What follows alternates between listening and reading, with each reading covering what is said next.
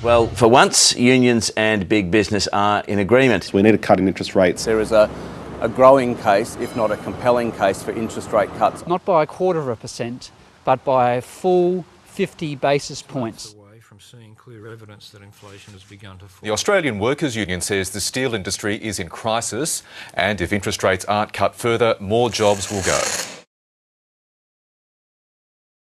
Paul Howes thinks it's time the RBA board feels some pressure. They do get it wrong sometimes, and at the moment they are getting it wrong consistently. I think they have been getting it right.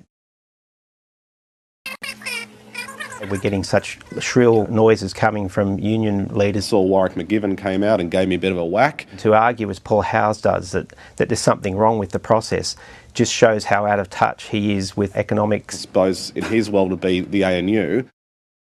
I didn't realise the university in Canberra was the real world. Paul Howes represents a very small part of the economy. When I am in my real world, which is factory floors out with our 140,000 members across every state and territory.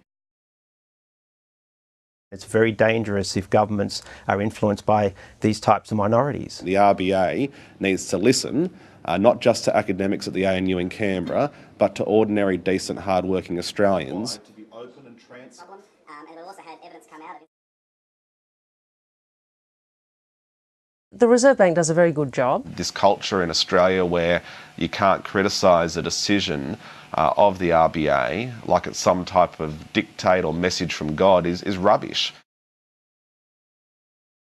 I think the Reserve Bank can respond to slower economic growth and the patchy economy. Well, it's of course not my position to be commenting on what interest rates should or should not be. I'm not a Minister of the Crown like Mr Conde is. Would you agree, though, if interest rates came down, the dollar would come down? It just happens like that.